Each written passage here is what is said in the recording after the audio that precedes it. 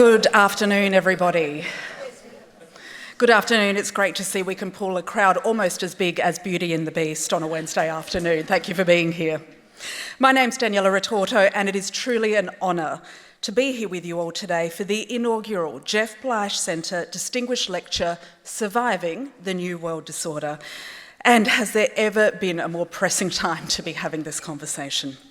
Before we get started, I'd like to acknowledge the traditional owners of the land on which we gather, the Kaurna people of the Adelaide Plains. I pay my deepest respects to their elders, both past and present, and extend that respect to all Aboriginal and Torres Strait Islander people we have with us here today. On behalf of Flinders University, I extend a special welcome to the Honourable Malcolm Turnbull AC, 29th Prime Minister of Australia, and Ambassador Jeff Bleich, former Ambassador to Australia. We are delighted that you are both here with us today in Adelaide for this special occasion. I'd like to also acknowledge and welcome the Honourable Andrea Michaels MP, Minister for Small and Family Business, Minister for Consumer and Business Affairs and for the Arts, Mr Josh Teague MP, Deputy Leader of the Opposition representing the Leader of the Opposition, the Honourable John Gardner MP, Ms Olivia Savas MP, Ms Louise Miller-Frost MP and Ms Rebecca Sharkey MP. I also acknowledge joining us here today are the Flinders University Chancellor John Hood and President and Vice-Chancellor Professor Colin Stirling, members of the University Council and JBC Advisory Board members Rear Admiral Kevin Scarce and Mr Mark Abib. And finally, welcome to all of you gathered here for this inaugural Jeff Bleich Centre Distinguished Lecture. This is very much an event dedicated to open and respectful conversation, so I want you to start having a think about some of the questions you'd like to ask our distinguished speakers later today.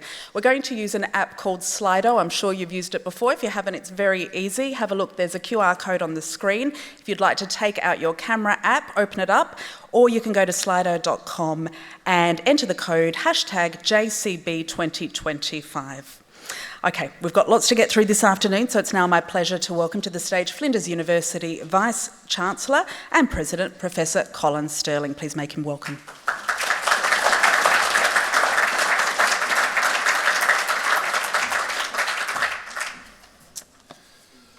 Thank you, Daniela, and welcome everybody. And of course, I too would like to acknowledge that we meet this afternoon on beautiful Kaurna country, and pay my respects to Kaurna elders past, present and emerging. And I'd also like to extend those respects to the traditional owners of all the lands across South Australia and throughout the Northern Territory, where Flinders University has the privilege of operating. On behalf of Flinders University, I'm delighted to be able to welcome the Honourable Malcolm Turnbull AC, who joins us to deliver the inaugural Jeff Bleich Centre Distinguished Lecture. And of course, it's always a pleasure to have Ambassador Bleich back here in Adelaide to support and strengthen the impact of the JBC. So guests and friends of the university, thank you for joining us for this important event that I'm sure you're going to find most informative. Now, of course, it's not news to anyone in the room that we live in increasingly uncertain times. Indeed, not just uncertain, but in certain parts of the world, dangerously unstable times. I'm sure it's also not lost on anyone in this room that our democratic institutions are themselves under threat. A matter that is, of course, the very heart and purpose of Flinders University's Jeff Bleich Centre. And I'd like to take this opportunity to specifically thank our very generous donors who are supporting the work of the JBC, helping it to achieve its ambitions. And of course, for those of us who grew up in a world seemingly driven by thriving democracies, it's very easy to fall into the trap of assuming their permanence.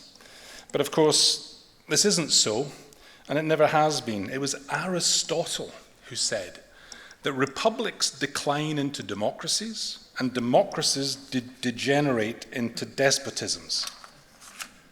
Democracy must be nurtured.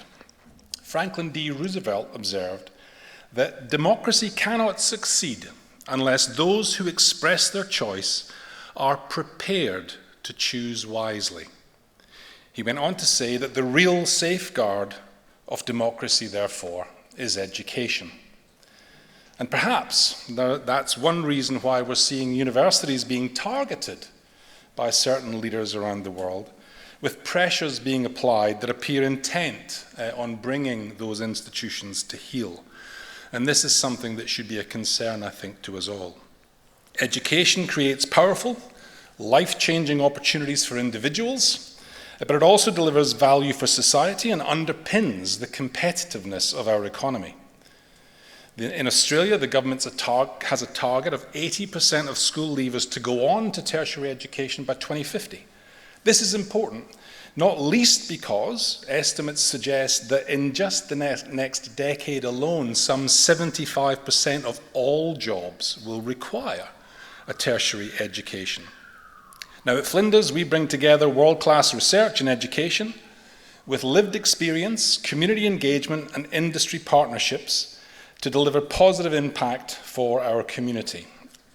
Indeed, I'm very pleased to report that just last week, Flinders was ranked number 21 in the world, 21 in the world by the Times Higher Education Impact Rankings.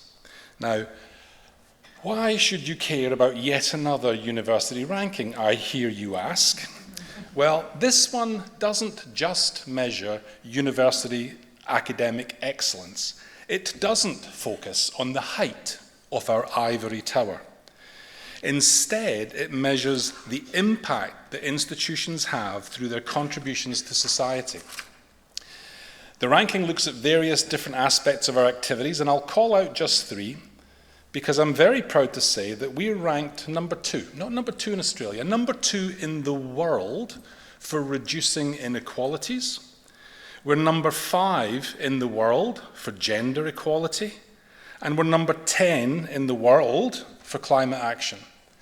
So I think everyone at Flinders, and I think everyone in our community, can be very proud that Flinders is a global leader in bringing the advantages of education to more people, especially in these challenging times. Now, we're also a university that's ready for the 21st century. From our groundbreaking work in advanced manufacturing and defence, at our brand new, just handed over, I think, yesterday, our brand new factory of the future at Tonsley, and also the critical research being done by the team in the Jeff Bleich Centre, which we'll hear more about later. Universities are also places that encourage diversity of thinking. We nurture debate, we celebrate difference. And thought leadership is crucial in uncertain times, and that's why we're here today. It's incumbent on leaders in politics, in business, in academia to provide evidence-based guidance and solutions that are fit for a rapidly changing world that we live in. And this is something that we take very seriously at Flinders, and it's why we're so delighted to have Malcolm Turnbull with us here today.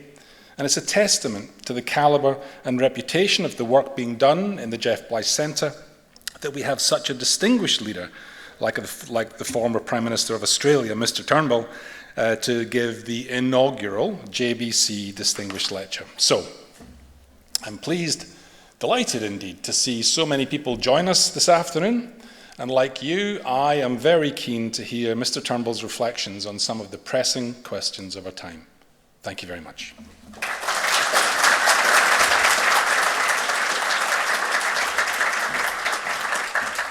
Thank you, Professor Sterling. What is it about Aristotle? I always feel better after I hear him quoted.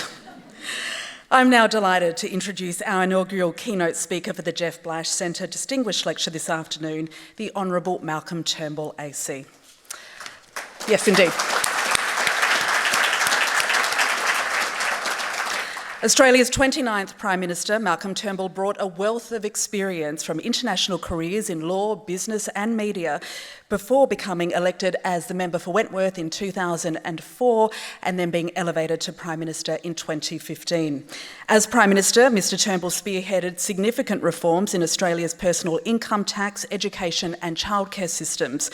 He played a pivotal role in the legislation and legalising of same-sex marriage and announced the groundbreaking Snowy Hydro 2.0 project.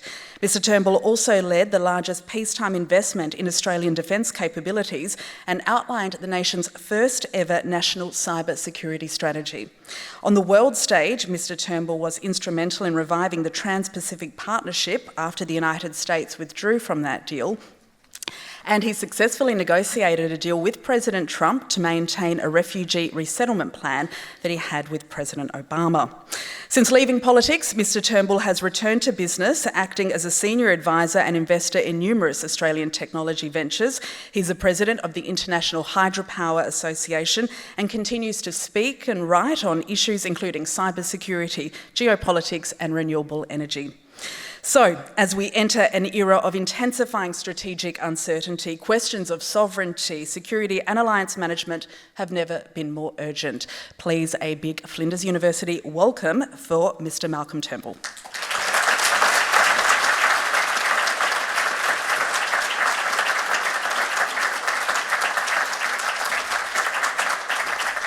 Well, thank you very much indeed. Thank you very much for the warm welcome and the overly generous introduction. Look, it's great to be here, particularly on this occasion of the Jeff Bleich lecture. You know, Jeff Bleich is exactly the right patron you need for this centre because he is not only a Democrat politically, but he has spent his whole life committed to democracy in all of his work, whether he is at the American ambassador to Australia, but his work in Californian state politics and federal politics in the United States. And he understands the DNA of politics, the DNA of democracy, and has always been, in all the years that I've known you, Jeff, a great admirer of the singular success of Australian democracy, something we have to cherish. But that's not what I'm going to talk about. I wanted to talk to you tonight about how we survive this new world of disorder that we are confronted with. And you may well ask, what's new about it? Hasn't the world always been disordered? Well, that's true to some extent.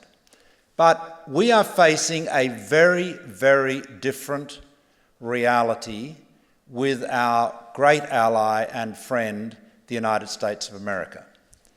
And we have to be clear-eyed about this.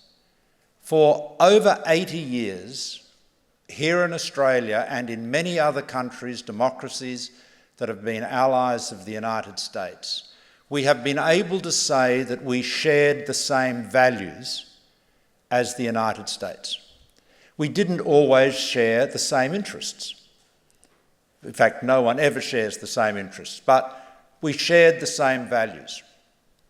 And I cast my mind back to 2017, just looking at a statement of values, and our foreign policy white paper, which, curiously enough, is actually the most recent foreign policy white paper.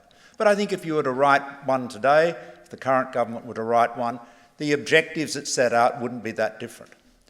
Do you know of the 5 objectives that were set out in 2017? In 2017, we would have said the United States more or less shared those objectives because they spoke to the importance of free trade and open markets and resisting protectionism. They talked about the need to maintain the rule of law and to ensure that strong states couldn't do what they will and weak states suffer as they must. They talked about the need to support the development of the Pacific and Timor-Leste. You couldn't say Donald Trump is committed to any of those. In fact, he is tariff man. He believes in protectionism. He absolutely does not subscribe to the rule of law. Quite the contrary. He believes and says he believes, and in this respect he's very honest and upfront, he says might is right. And he not only says that repeatedly, he says it in his social media feed. He says his golden rule is he that has the most gold makes the rules. He has no concern about using as American power, be it economic, access to the American market, or be it military, to advance the singular agenda and interest of the United States. After all, what is his big slogan? America first. So the only one of the 5 objectives that were set out in that white paper, and they're a bit too long to read them out to you or recite them to you, but the only one that you could say today that the United States would share is the one about keeping Australians safe from terrorism. I assume we're all still on the same page there. But the rest, we are not. And this is a very, very big, sobering issue for us. We have to recognise that as a medium-sized country, we have a vested interest in the maintenance of what we used to call the international rules-based order. In other words, a set of arrangements and understandings and norms and institutions which were designed to prevent the powerful doing whatever they wanted. That is what the United Nations was set up to do. That's in the Charter. And there is any number of institutions that are designed to achieve the same thing. Now, the United States created, sponsored, orchestrated all of those institutions after the Second World War. This international rules-based order was largely, or in large part, is probably a better way of saying it, in large part an American creation. But now it is being denied by its principal author. And it would be nice to think, comforting to think, that this will all vanish, when Donald Trump's second term comes to an end. And I don't want to get into whether he can find a way to run for a third term. Let's assume he can't. But I think and again, this is something we can discuss with the panel later, but when you look at the young people around him, including J.D. Vance, for example, you're looking at people who say quite clearly, and Vance has said this just in the last 24, 48 hours, in the wake of the American bombing of the Iranian nuclear installations, is saying that the United States will use its might to achieve its goals and do so with a singular focus on pursuing its own agenda. Now, if that agenda is one you agree with, if, for example, like I suspect most of us, you think it is a really bad idea for Iran to develop a nuclear weapon, then you might say, I'm pretty uncomfortable about the way this happened, but, the outcome was good. But we have to recognise that we're living now in a world where might is right, and where our great ally and partner who disavowed that proposition in the past now proudly says they share that view of the world. So what is the difference then in the world view of Donald Trump and Vladimir Putin? They've got different interests, for sure. They've got their own agendas. But each of them believes that might is right. Remember, when Putin invaded Ukraine, and there was that brief period, didn't last very long, when it looked like people were saying the Russians were just going to sweep through and it would all be over in a couple of days. Donald Trump, not president then, of course, described it as, quote, a genius move. Why? Because he thought he would get away with it. The fact that it was illegal, aggression, it was a breach of every relevant article in the Charter of the United Nations was beside the point. From Trump's point of view, Putin was looking like a winner, and he was going to get what he achieved. So that creates a very big problem for us here in Australia. We now have in the US an ally with whom we no longer share the same values, at least as long as this view of the world is pursued in Washington, even though we do continue to share many interests. Again, not exclusively, we never have. And we have very close relations with the United States. And they will continue. And they are commercial, they're personal, they're strategic, it's a whole web of relationships, much more than just a couple of leaders getting on or not getting on. But how do we reposition ourselves? So how do we survive in the new world disorder? And the answer, I think, has to be found in ourselves. We have to recognise that ultimately the only people we can depend on are ourselves. Australia's sovereignty has never been more important than it is today. You know, there was a time, and people will often try to draw comparisons with this era, when Australia looked to Britain for protection. And they will say, oh, well, we've always looked to a bigger power to protect us. That is actually not a reliable comparison. Because in the days, and I'm talking about the 1930s and 40s and even into the 1950s, in the days when Australia looked to Britain, and of course felt disappointed when Singapore fell in 1942, most Australians saw themselves as British and they saw Australia as part of Britain. So they weren't looking to a foreign country to be altruistic and protective of us. They were looking essentially to themselves. They saw Australia as part of a Greater Britain. I mean, Menzies in 1948 said the boundaries of Britain are not on the Kentish coast, but at Invercargill, the southern tip of New Zealand, he was talking about there, and Cape York. He was talking about Australia as being part of Britain. In 1953, Menzies again described the crown, the monarchy, as being the symbol that wherever we are in the world, we are one people, one British people. So that was a very different world.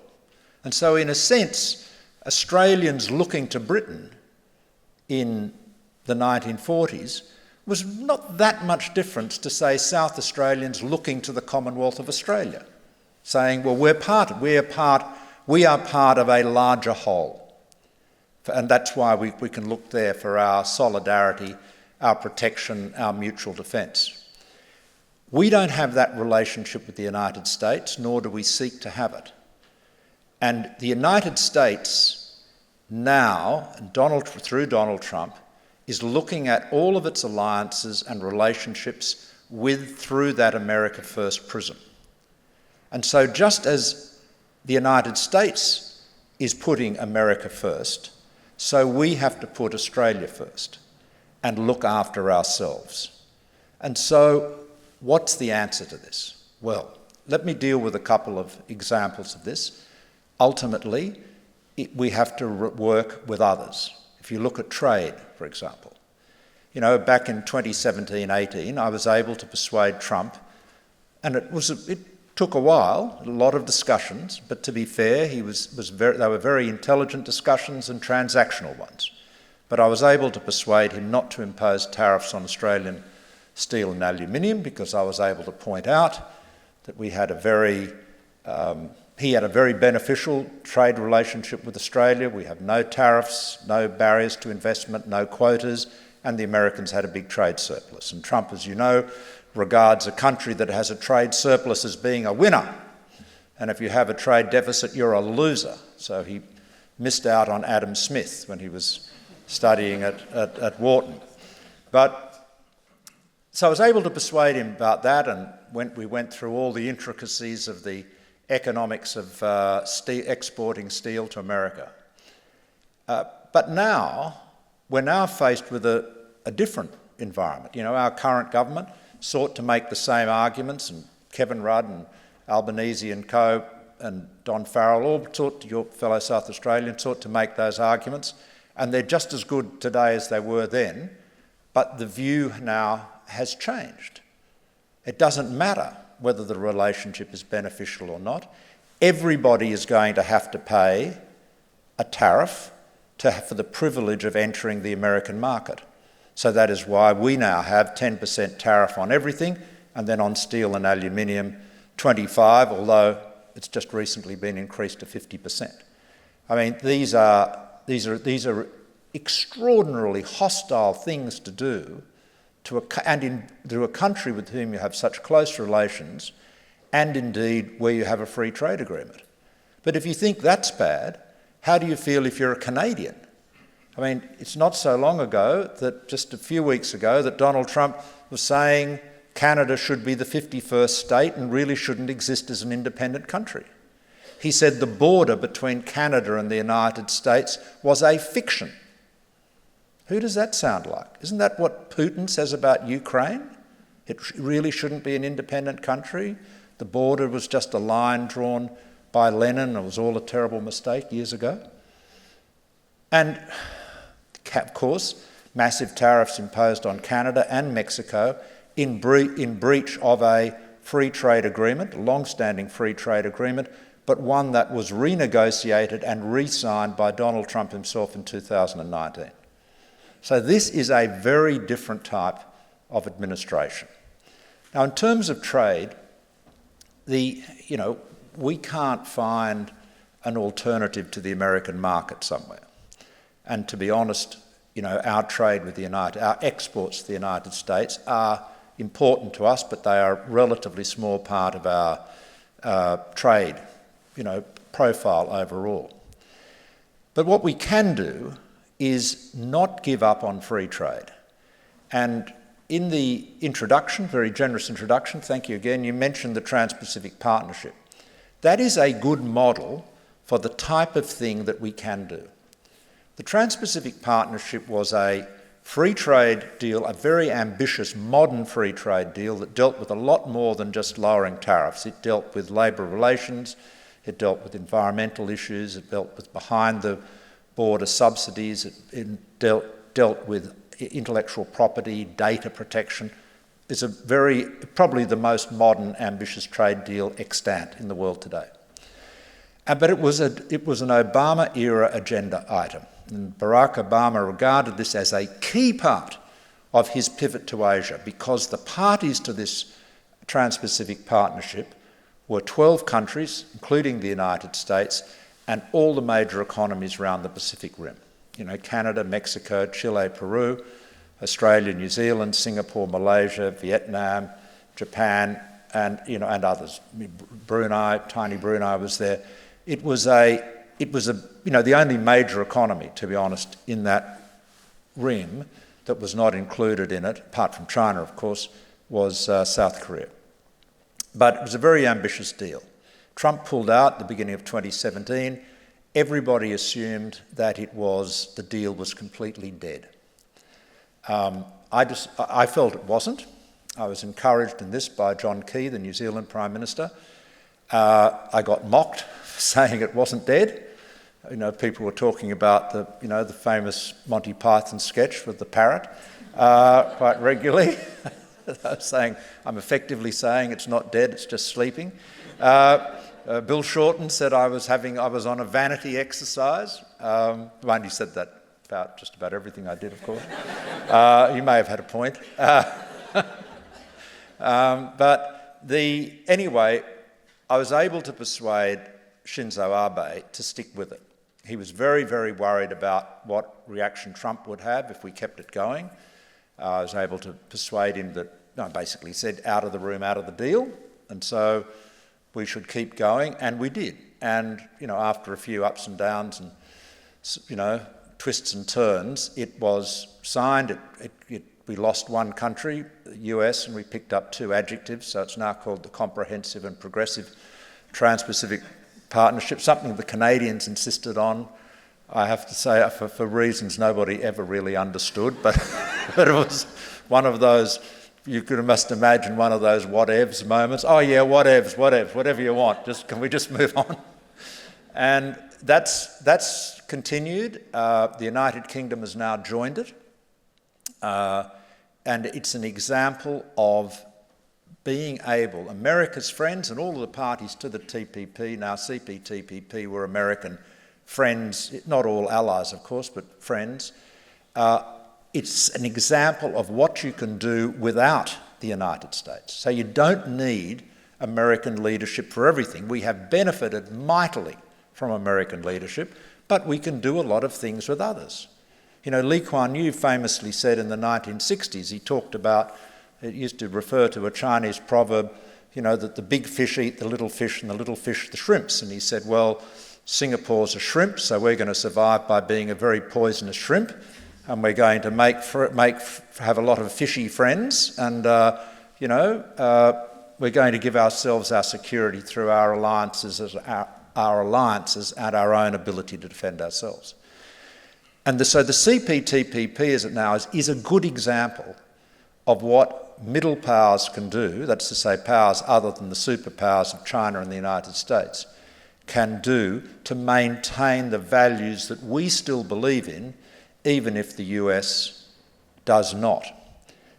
The value of that agreement has been seen recently with the European Union now seeking to form a close association with the CPTPP. You've seen, and again, your very talented Senator Don Farrell has been at the lead here, the European Union, who we couldn't get a free trade deal done with recently. It fell over a couple of years ago.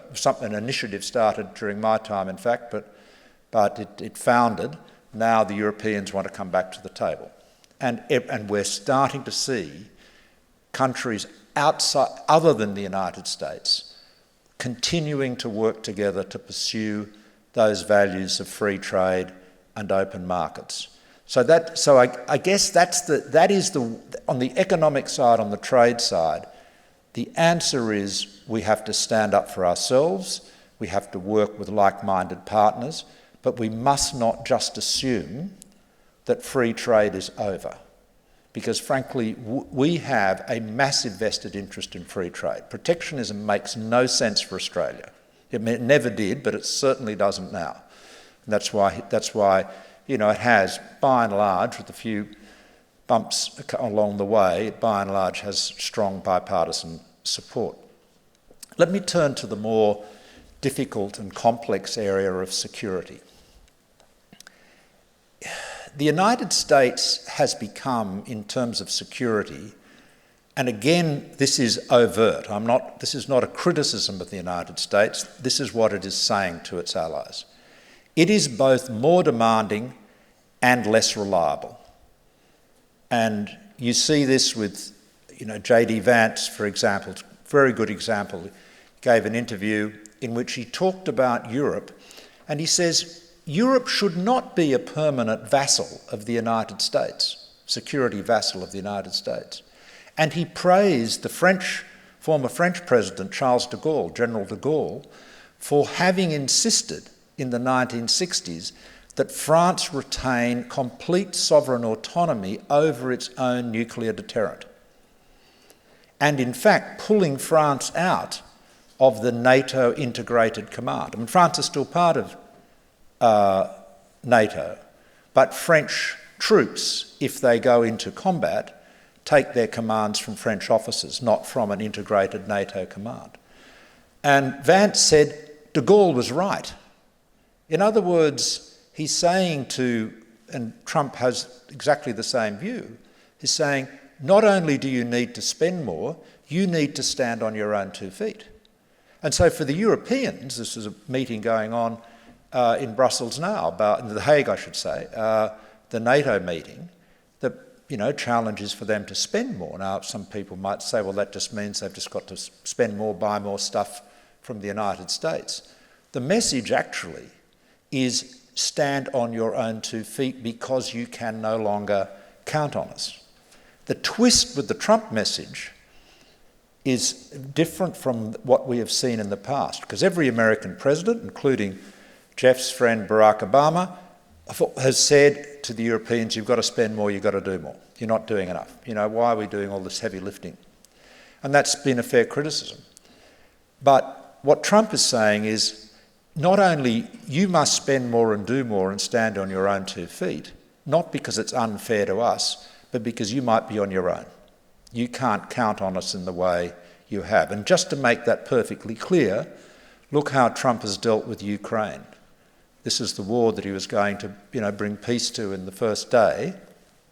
Hasn't yet done that, but he hasn't sought to achieve it by bringing pressure to bear on the more powerful aggressor, the country that is doing the wrong thing, Russia. You'd think that's what you do. You put pressure on Putin to back off. Instead, he's put pressure on Zelensky to the point of humiliating him in the office and cutting off for a period military aid and intelligence sharing, to force Zelensky to take whatever deal, the best deal he can get from Putin. So the Europeans have got the memo. But they now have to do more themselves. They have to be very careful about sovereignty. Portugal has cancelled an order for the F-35 Joint Strike Fighter because this is an American plane, of course, and one of the reasons is because they recognise that they can't fly those planes without a continuous American support. People argue there's a kill switch in the F-35, that the American prime could just literally turn them off at a whim, at a direction from the American president, whether that's always denied. But let's assume that's not the case. The Israelis thought it might be, by the way, so they've got a special deal, so they're F-35s, they can manage themselves. But even if it's not the case, even if there isn't a kill switch, certainly you couldn't run them for long without continued software upgrades and support. And so sovereignty becomes critically important, where you allies have to be able to do more and do more in a sovereign way. And they can do it. I mean, if you look at the European theatre, as Donald Tusk, the Prime Minister of Poland, often asks, why do 500 million Europeans need 330 million Americans to defend them against 140 million Russians? And the only reason is because they haven't spent the money and they haven't got their act together. So the Europeans are getting the memo and they have the opportunity to defend themselves. What about us? And I might just conclude on our situation.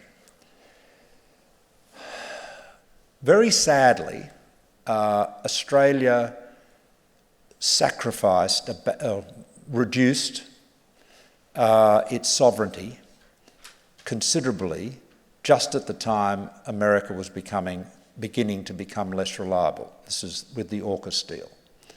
At the time, the French Foreign Minister, Le Drian, said Australia has sacrificed sovereignty to gain security, but will end up losing both. Well, let's hope we don't. It was a rather gloomy, you can understand he was very unhappy. But it's a prophecy that troubles me.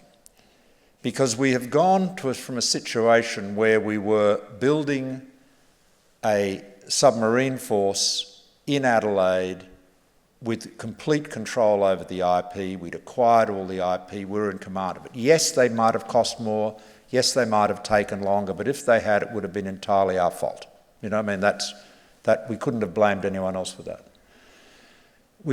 That was cancelled, and we now have the AUKUS deal between the UK, United States, and the UK and the United States.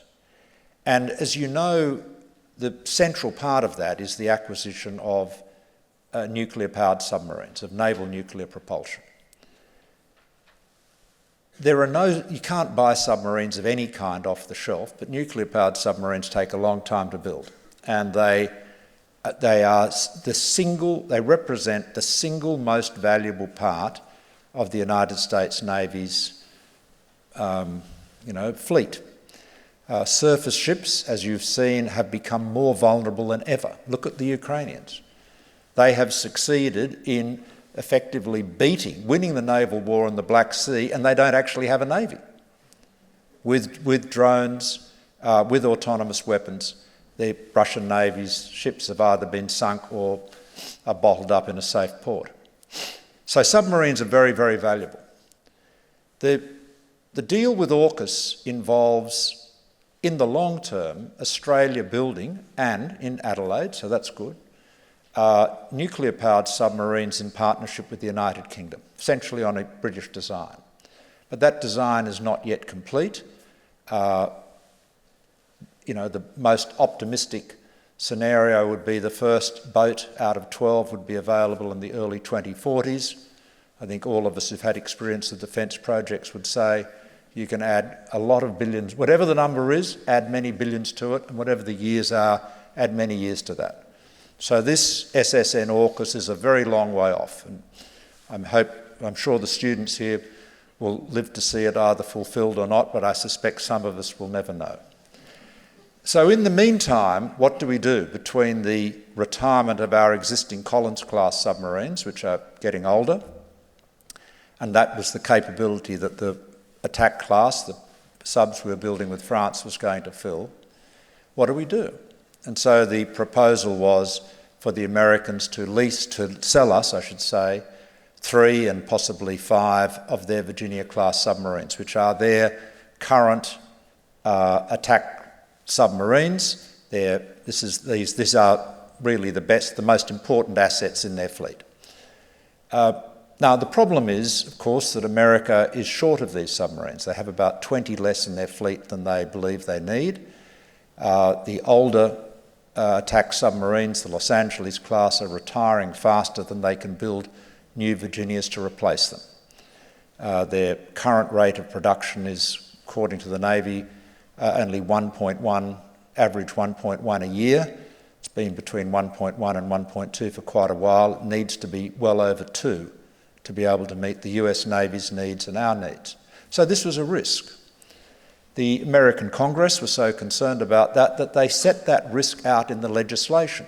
So it actually says in the legislation that while the President is authorised to sell submarines to Australia, he cannot do so unless he is able to certify to the Congress prior to the sale that the sale will not degrade the underwater capabilities of the US Navy, and a whole bunch of other things as well, consistent with American foreign policy and so forth. But this is the key one.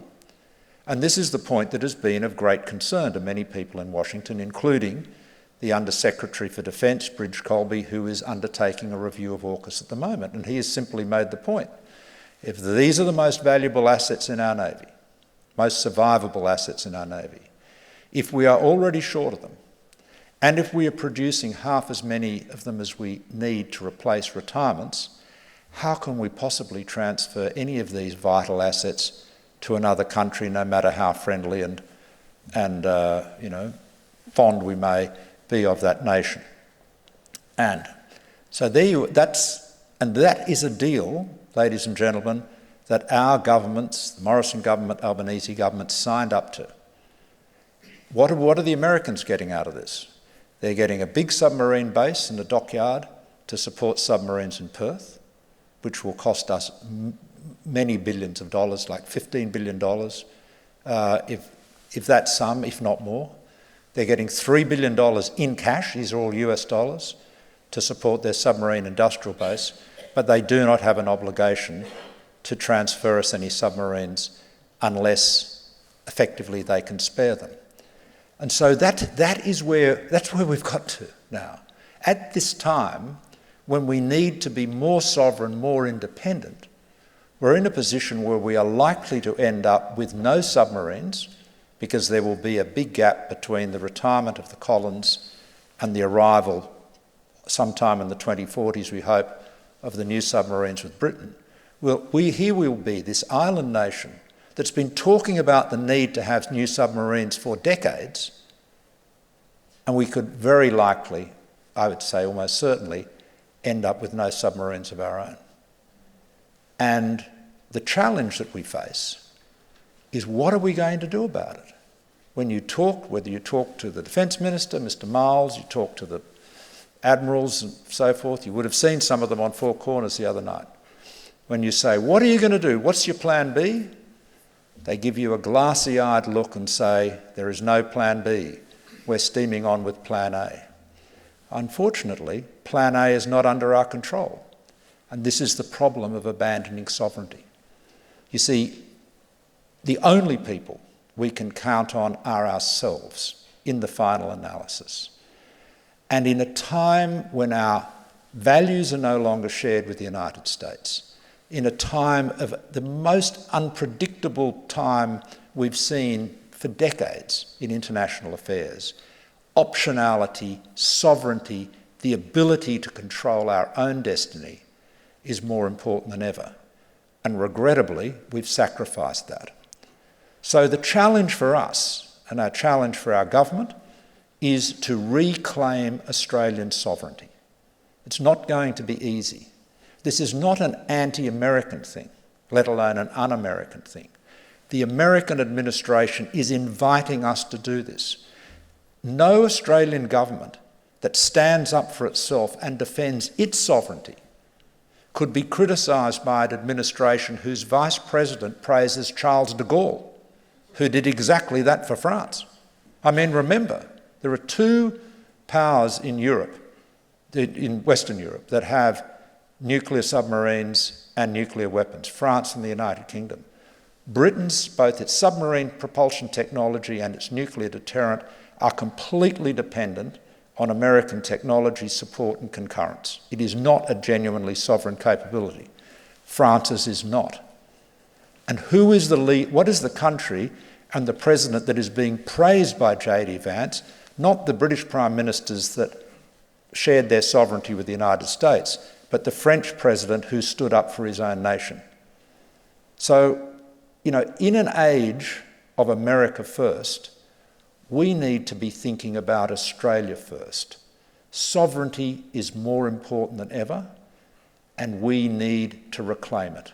And I hope that particularly our younger guests here today, as they move on into great affairs of state and politics, will focus on that, because we're counting on you and you're counting on us to stand up for our country, Australia. Thank you very much. Where would you like me to go? In the middle? Right.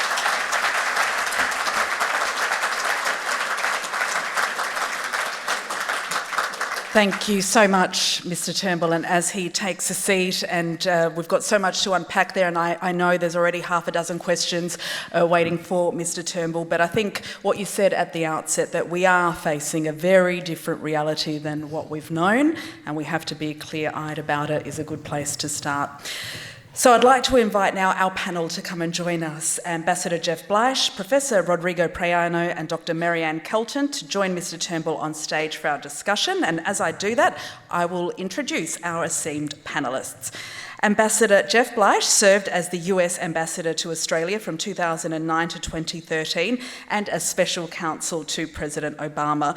He's an expert in digital technology, dispute resolution, and has an impressive legal background, having clerked for the US Supreme Court Chief Justice and served on the Iran-US Claims Tribunal and the International Court of Justice in The Hague.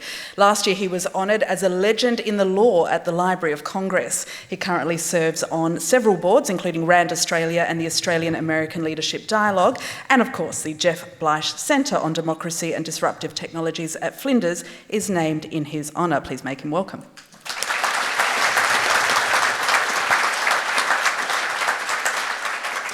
Dr. Rodrigo Praino is Professor of Politics and Public Policy and the Director of the Jeff Bleich Centre. He holds a PhD in Political Science and has earned numerous fellowships, including a Fulbright Scholarship. In 2018, he became the first political scientist to win the Tall Poppy Science Award for Excellence in Research and Communication. Dr. Praino specialises in decision-making and political behaviour. He's also one of the few scholars in Australia studying and publishing on space, politics and policy. Welcome to you, Dr. Praino.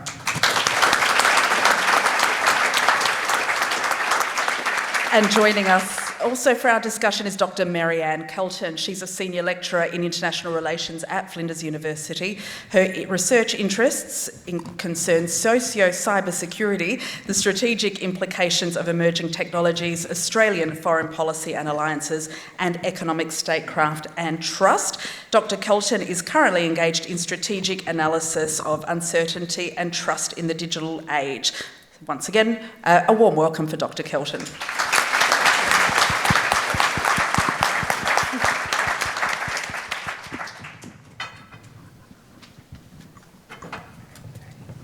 Thank you, everybody. Now, it does look like you have figured out how to use Slido. Like I said, we have got a bunch of questions up already, but just in case, can we put up the slide? There is the QR code. Open that up. Otherwise, slido.com, hashtag JBC 2025 to get those questions in. Okay, but before we do, I'm going to get us started, and I'm interested, reflections from all of you, and we can go down the panel. The New World Disorder in and of itself, what would we say are the defining characteristics of it? Ambassador, you can start.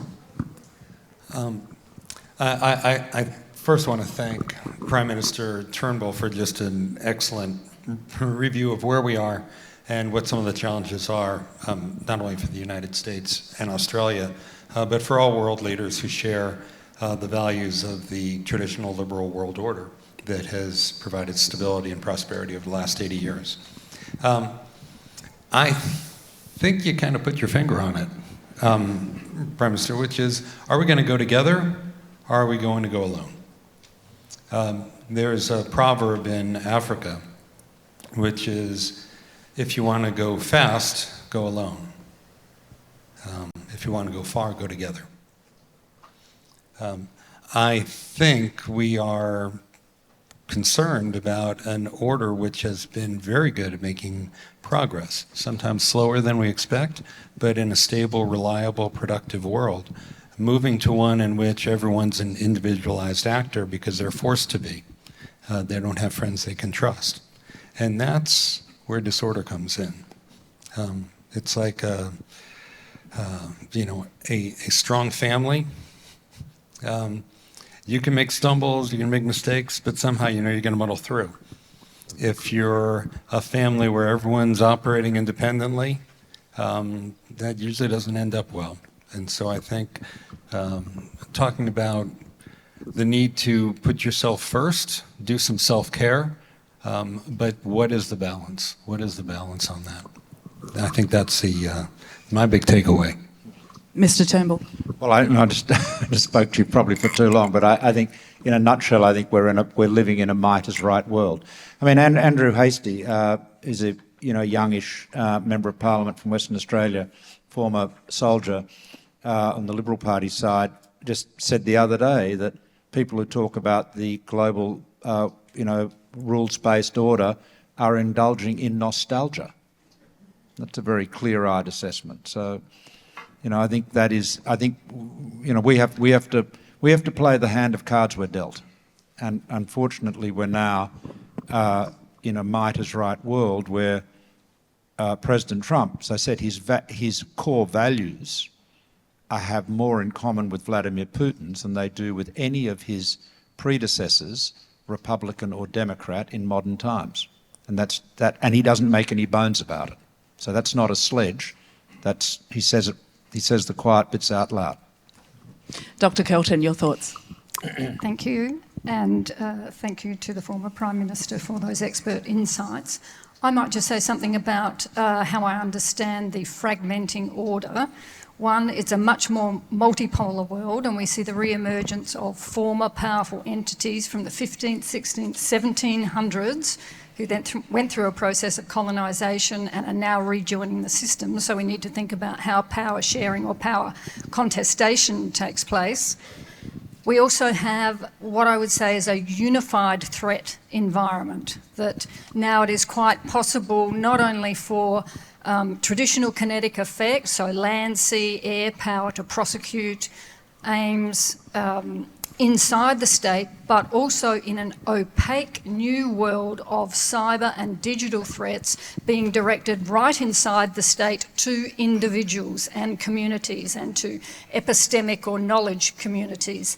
And the third observation I would make in terms of this fragmenting disorder is that we really see the dissatisfaction being expressed by domestic societies, domestic communities, where Western political elites haven't met the expectations of people. And I think that probably relates in part to structural adjustment that's taking place in the international system, but there's a lot of pressure on political parties and politicians and leaders to really get that right in terms of addressing Main Street concerns. And finally, Dr. Praino. Thank you, and thank you, Mr. Turnbull, for such an inspiring talk.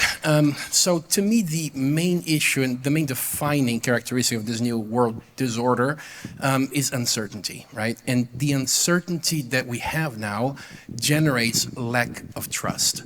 And this is terrible for any relationship, as one can imagine, particularly for a close relationship like we have with the US. And I'm glad that Mr. Turnbull mentioned that free trade agreement that we have with the United States, because every time I hear someone saying that we need a deal with the US, I ask myself, well, we do have a deal, all right? The deal is there, it is in place, right? And so if we were to get a new deal, how can we trust that it will be in place for more than 5 minutes, right? When the next tariff appears on the next item. And so having a relationship where there is no trust is impossible. And so this to me it's fundamental for us now to understand, sure, one day we will look back at these days and it will be very clear to us what the old world order has been replaced with. I don't think it's very clear now to us what is there. There doesn't seem to be anything coherent yet, other than a lot of uncertainty and a lot of lack of trust. Okay. We've got some terrific questions already. I'm going to pull up this one in the middle. Liberalism is at the heart of both of your political careers. I assume that's for you, Mr. Turnbull, Ambassador Bleich. It's also an ideology that's significantly weaker than when you began.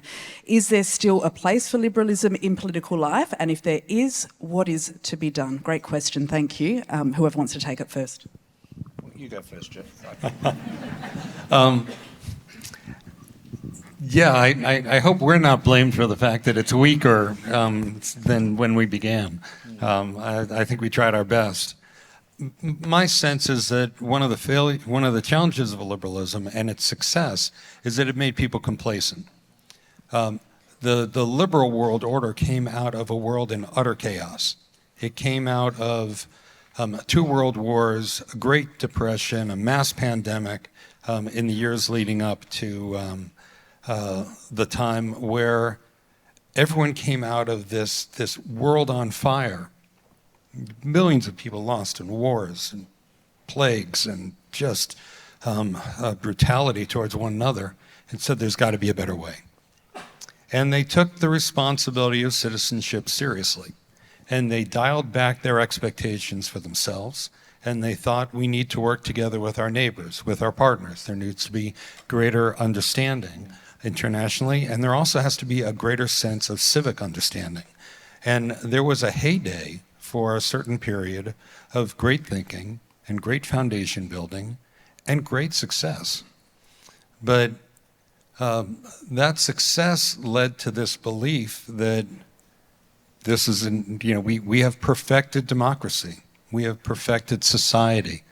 We're safe. We don't have to keep working at this. Thank goodness those old generations did it for us.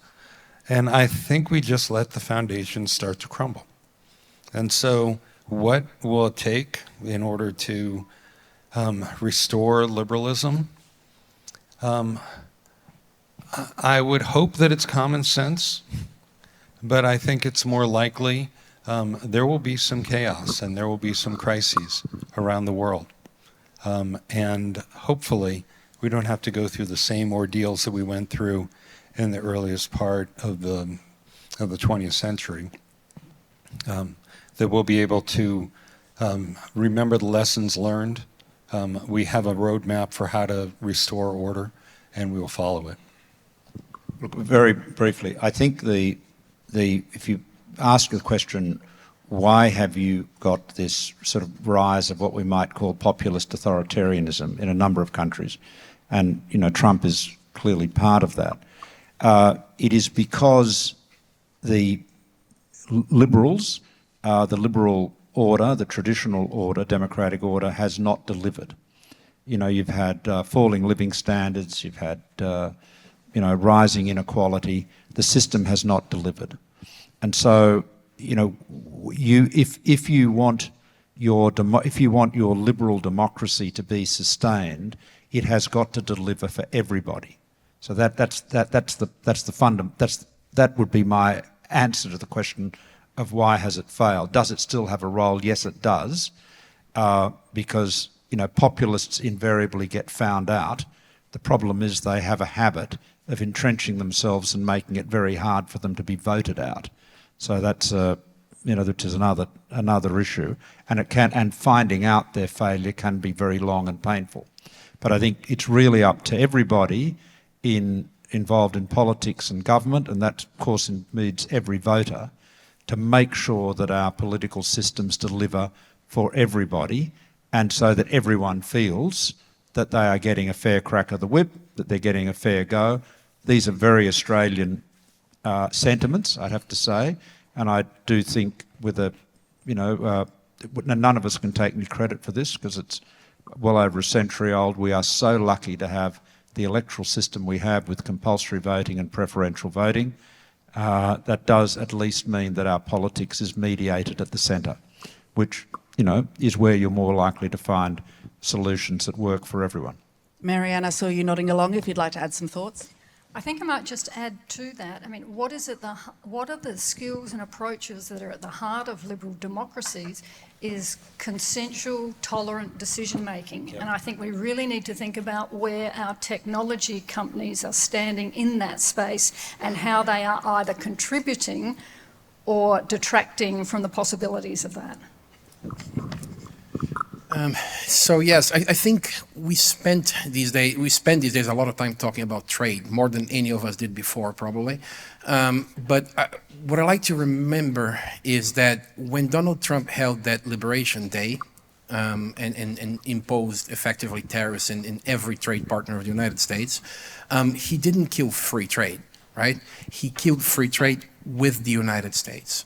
And so it's very important for us all to remember that we still have a lot of trade partners, and we have free trade with a lot of trade partners. We are negotiating again with the European Union and with others as well to get to that point. And I think that the thought right now has to be, let's hold on to that and let's see what happens in the next few years. America doesn't currently have an ambassador here at the moment, since Caroline Kennedy departed at the end of last year. Ambassador, you were in the role here a few years ago, and I'm just wondering, I'd like to reflect, without reflecting exactly on the events of the last 12 days or so, but if yourself and Mr. Turnbull as well, your reflections, I'm interested too. What happens when crisis hits? Take us into the room, the role of an ambassador, and what's happening in the Prime Minister's office. If you could give us perhaps a sense of what may have been going on over the last few days. Well, it's a little bit different now. So I could tell you my experience, but I don't know how applicable it is.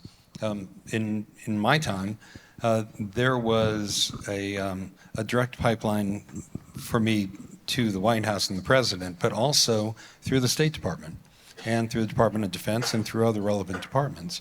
And so in a crisis, I would be briefed up from a number of different perspectives, and there would be an effort to work with our Australian partners simultaneously to come to a consensus view about the best way to approach a crisis in the world.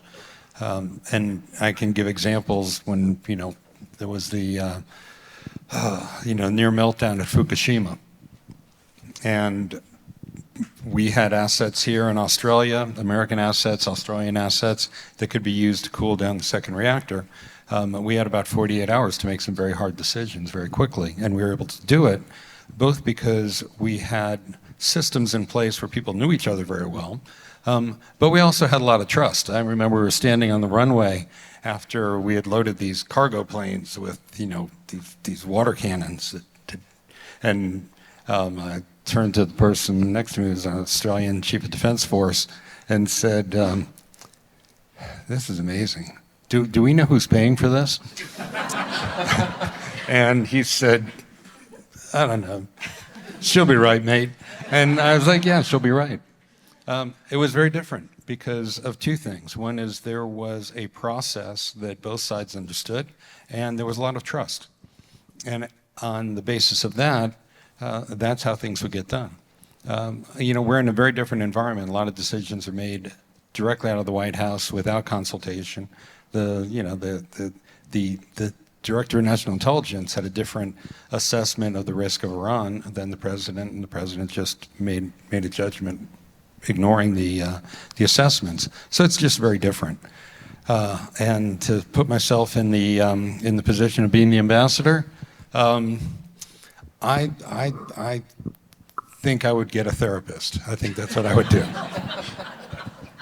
Mr. Turnbull, your reflections. Well, I think there are crises to which we are observers, like the bombing in Iran. I mean, Australia would appreciate a heads up of what's happening there, particularly because we have assets and in Iran. I mean, we have an embassy in Iran, we have people in Iran. And so it was, when people were, some people in the media were being scathing about Anthony Albanese and Penny Wong being circumspect about the reaction to the American action in Iran. They should bear in mind that unlike the United States, we actually have diplomats there and people there who work for us who were no doubt on their way to getting out of Iran. And there has been a terrible history of people being seized and, tortured and imprisoned for years. So, I thought, far from being worthy of criticism, I thought the Prime Minister and the Foreign Minister were very responsible and careful in the way they reacted. It's not, I know, I'm not entirely sure this is appreciated by everyone in the United States, but this is not a reality television show. I mean, as we all know, in reality television, it's not real. Unfortunately, this is real. So, look, in terms of crises, we're actually involved, and my experiences be the same as Jeff's. I mean, our systems historically have been very well joined up, very, very high levels of trust, particularly between our signals intelligence agency, the Australian Signals Directorate and its counterparts, and the other Five Eyes. That's probably the most intimate relationships we have with our partners and allies. During my time as PM, we always had very close contacts in the White House, even in Trump 1. I never had any problems getting onto Trump when I needed to speak with him. But there were also, even though the cast was constantly changing in the Trump White House in the first time round, there were a number of very capable people there, including the Deputy National Security Advisor, Matt Pottinger, who very, very smart guy, who was a terrific contact for his counterparts in our system. So it is, but Jeff's right. I mean, if the President just decides, and he has the power to do that without consulting anyone or many people other than a few, it leaves everybody else, disconnected. And of course, going back to what Rodrigo says, it undermines trust. And that is, trust is one of those things that takes a long time to build up, but can be lost very quickly.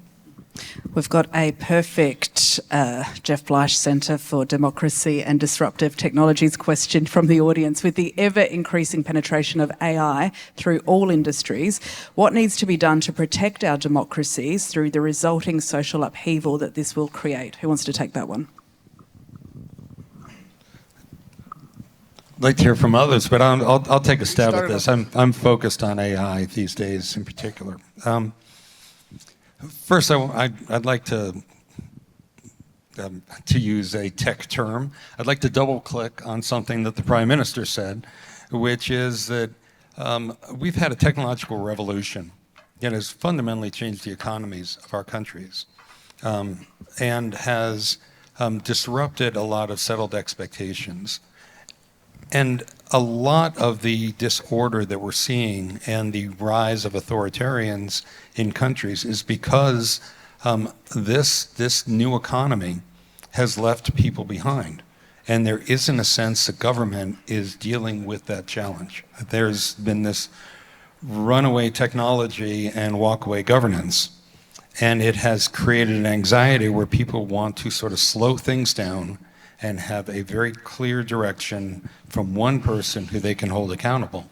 And that tends to be where authoritarians rise, is during periods like this. The last great rise of authoritarians around the world was the Second Industrial Revolution in 1890 and 1920s. We're in that exact same space.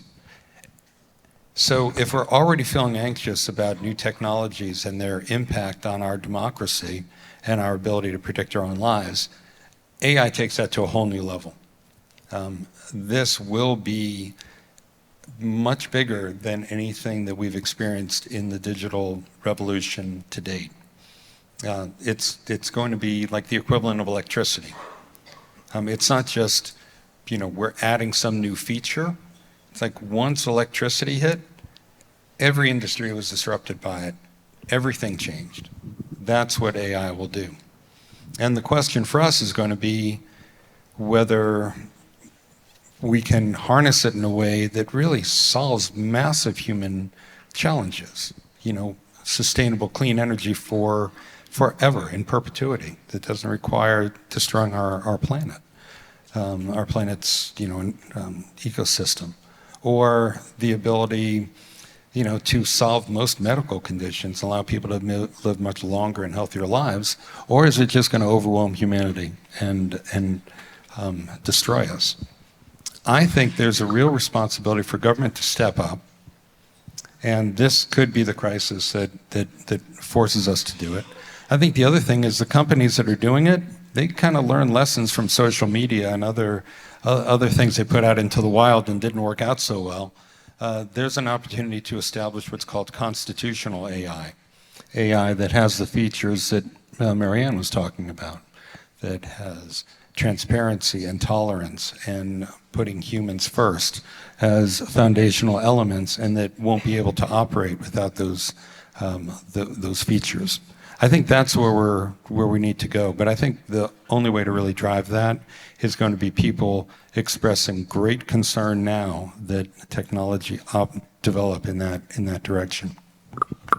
Rodrigo. Yes, thank you, Jeff. And this is an issue that, of course, we think a lot about at the Jeff Bleich Center, Technology and Democracy. And technology is a bit of a double-edged sword, right? It does present a threat to democracy, but it presents also a lot of opportunity. And so what we like to think of it is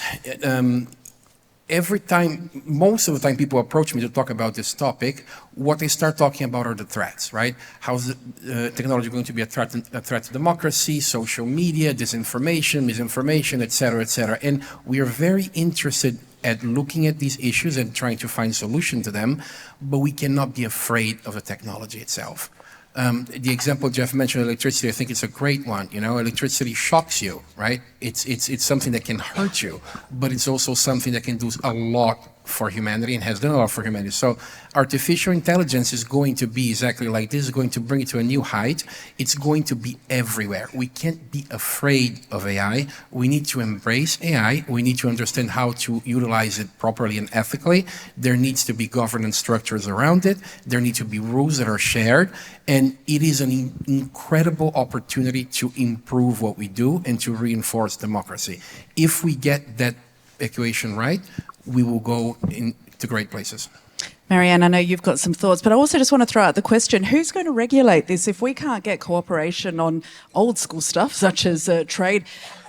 Do we need to let go of any idea of multilateral cooperation on things like AI safety and regulation? But Maryanne, I'll let you make your point and perhaps come back to that question. I might just say here that we have been working in conjunction with the Bleich Centre, but also as academics and research groups with Business, Government and Law at Flinders, and as being supported by Defence Science and Technology Group. We have been thinking about, from an Australian perspective, how do we ensure functionality and strategic alignment of these new technologies? And that's made really difficult in Australia because we don't have our own Indigenous companies working in this space. We don't have those big tech companies that we all know that sort of sit across the stock exchanges. We don't have those, but we need to do more work in developing capability of across government in being able to assess functionality and strategic alignment for Australia.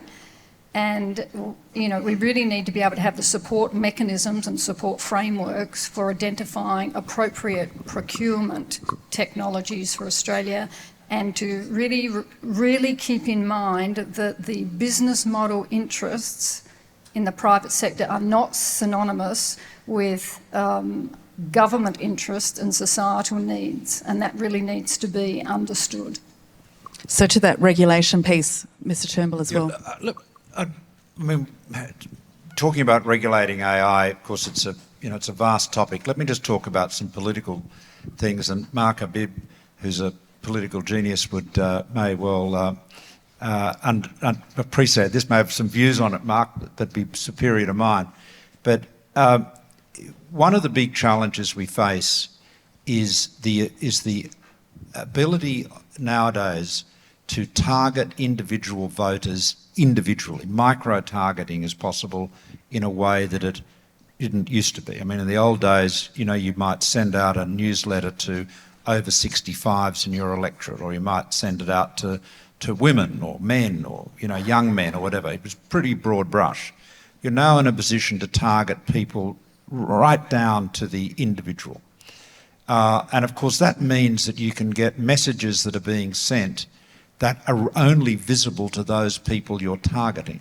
So if you have an electorate where you've got a marginal seat, there might be, you know, a few thousand votes in it, the only people that will know about that message are the few thousand that got it, and of course it could be absolutely fallacious. I mean, I faced a situation like this, but 10 years ago now nearly, in 2016, with Labor's message that was carefully targeted at poorer, older voters in marginal seats, saying that the Liberal Party was going to sell Medicare, which of course you couldn't sell, but nonetheless it was very effective.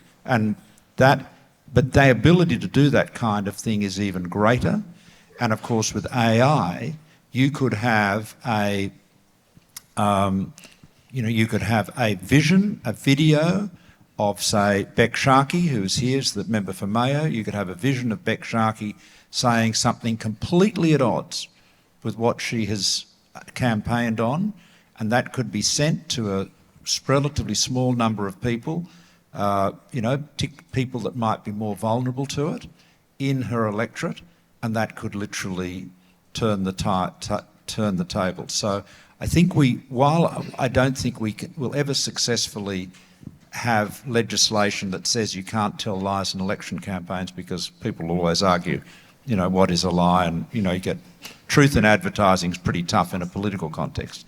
But what we can do is I think make it absolutely critical that anything that is sent to a micro-targeted group has to be published, so that, in other words, everybody knows what all of your messages are being published. Facebook has gone some way to do that, but not enough. But the other thing we must make it a very serious offence to impersonate somebody, and that is, you know, these fakes can be so plausible. Remember the one with the Pope Francis wearing the white puffer jacket, that handsome puffer jacket? Oh, it was a complete fake. It looked real. Puffer jacket sold out. It was a masterstroke for the puffer jacket maker. But that is a real problem, because particularly in a system like ours with single member districts, and where, you know, some of them are going to turn on a handful of votes. Well, I mean, look at the result in Bradfield. You know, turned on. Nicolette Bullo's won that with margin of 26 votes. That's unusual, but we have to. I think we've just got to be very proactive on this stuff. And I think, as you know, historically legislation has been far too slow to keep up with technology. Just on that, I mean, the deep fakes, I think Sadiq Khan, the Mayor of London, has been a victim of one in a campaign last year. I mean, Rodrigo, you say don't be terrified of AI. That stuff makes me absolutely terrified of AI, deep fakes like that, and then the impact on democracy. Jeff, a final thought perhaps on this piece? Yeah, I think this is one of those areas that I was talking about, where the public has to demand certain things from its government, including making it illegal to put out fake AI without identifying that it's AI and it's not real. I mean, that has to be just a foundational rule that democracies have, because democracies depend on trust and they depend on a set of facts and truth. Abe Lincoln, who was President Lincoln, said, you can fool some of the people all the time and all the people some of the time. You can't fool all the people all the time. I always took a lot of comfort from that last part. You can fool some of the people all of the time, and all of the people some of the time.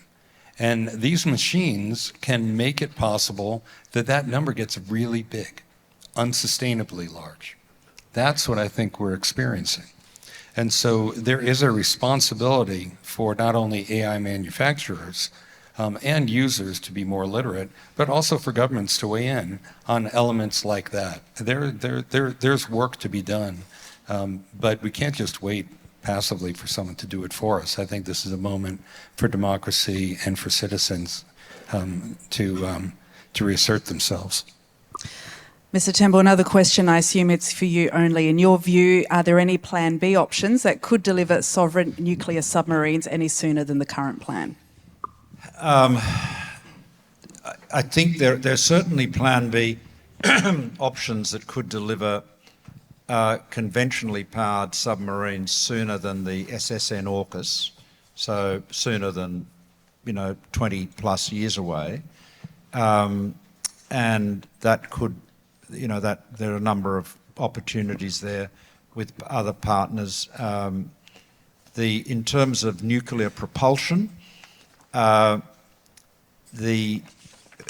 probably is only one opportunity. I'm not sure how available it is today, but that would be to go back to France, which you can imagine how keen the French would be to do a deal with Australia again. So that's what I'm saying. But the only reason I say this is that the newest SSN, which is just an acronym for an attack submarine, stands for submersible ship nuclear, I think. But the newest SSN in the water today is a French submarine called the Suffren class. It's the first ship in its class, which is I guess a medium-sized submarine. It's nuclear powered. The French Navy is acquiring 6. The 6th, I think there are 3 in the water now, and the 6th will be delivered in 2029, 2030. So there are a number of submariners in Australia who obviously know a lot more about this than me, which is not saying a lot, but they know a lot, who would say if France would be prepared to keep building those boats for Australia, you could then, because they've built 6 that, as everyone knows, a lot of South Australians understand shipbuilding. The second boat's easier to build than the first, and the third's easier than the second, and the fourth's easier than the third, and so forth. So they're getting pretty good at it. That would be the only opportunity to get nuclear-powered boats earlier than the SSN AUKUS. And you heard what I said about the Virginias. I mean, that's entirely factual. Whether we get those is entirely out of our control. Interestingly, and I just should mention this for completeness, there is quite a considered view in America, in Washington, and you see this reflected in the work of the Congressional Research Service, which reflects, a view there that Australia should not have any submarines at all, and that instead we should rely on the Americans to do the submarining, provide them with a base and a dockyard, and instead invest in long-range strike capabilities, B-2 bombers, such as were used in Iran, or long-range bombers of that type, hugely expensive, of course, but long-range strike capabilities as opposed to submarines. I mean, I don't think this would be very attractive to Australia, but we are in this awkward situation that we could end up with Plan A through no fault of our own not happening, and having no Plan B to put in its place, so we end up with nothing. So I think that's probably about it. I mean, anyway, let's not get into a lengthy talk about submarines, but you just make this one point. People will say, and Scott Morrison often says this, that non-nuclear powered submarines are obsolete. That's utter rubbish. They are. Most of the submarines being built in the world and being acquired today are not nuclear powered. And they are, if you like, diesel electric, if you want to use that term. But they have technologies now, air-independent propulsion technologies that enable them to stay submerged for very long periods, for weeks, for 3, 4, 5, 6 weeks. So that's not as long as a nuclear submarine, but it is still a lot longer than say a Collins-class submarine could do. Jeff, do you want to add on AUKUS, or do you want to stay out of that one? No, this may be one of the few areas where I think we may part company a bit, because I am more confident that the United States not only can meet the timeline that was established, but also that those submarines will be of great benefit to Australia, and that they will be delivered, because Australia does have some leverage. So first, the first one isn't due until 2032, which is 7 years from now. We're currently building at half capacity, but with a $3 billion incentive and some of the other challenges that are happening in the world, I think there is going to be a much greater investment in our submarine building capability at Electric Boat and others. I'm also confident that because of AI and because of robotics, that the ability to double the rate of production is not unreasonable at all, and that by 2032 you would achieve nothing's ever on time, so you're right, but 2034, it won't be 2040. You could reasonably expect to have produced Virginia-class submarines. I think those submarines will be, they're game-changing. Collins-class, they served a great purpose, but they're detectable. The nuclear subs can last forever underwater except to come up for food, but they produce their own water, they produce their own fuel, and endlessly, and they have the sonar, the sonar footprint of a school of fish.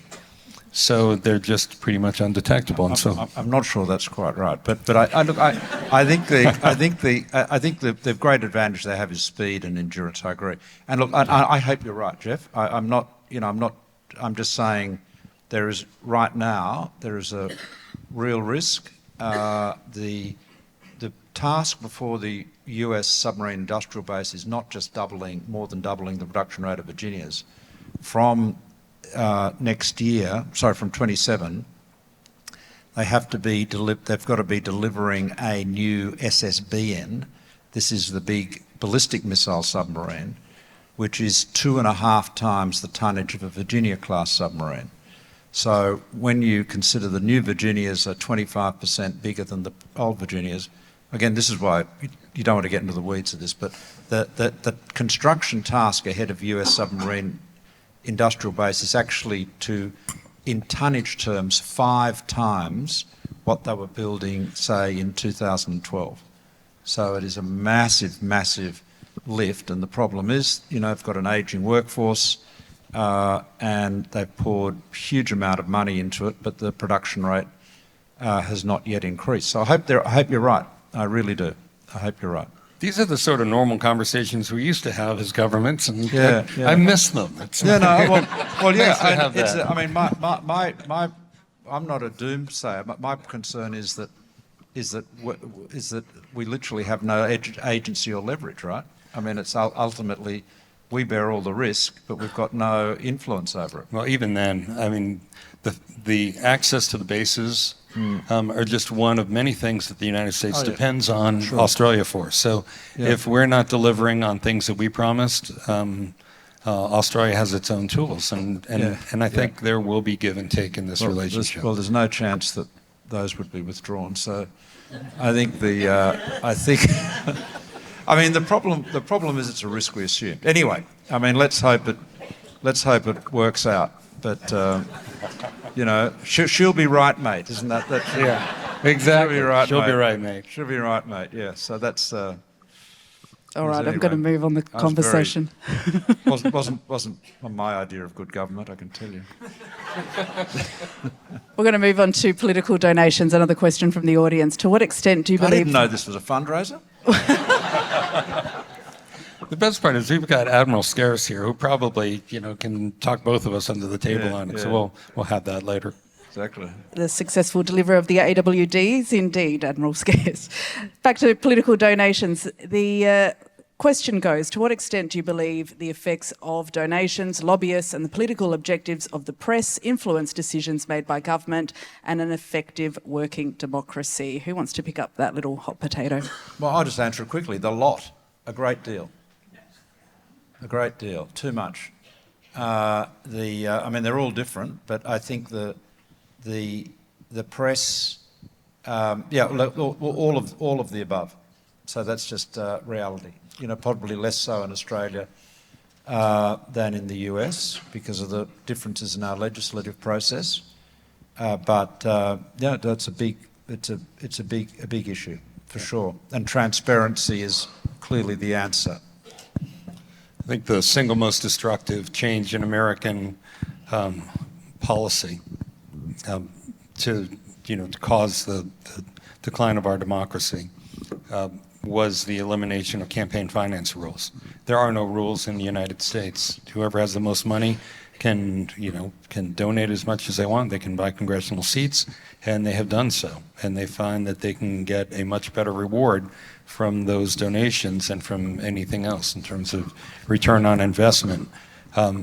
There was a decision back in the 80s called Buckley versus Vallejo that basically said speech equals money. And so constitutionally, you can't limit money because you will be limiting free speech. And when that decision came down, it was like, this could be the beginning of the end. It has been, as I said, the most destructive force in our constitutional democracy in the United States.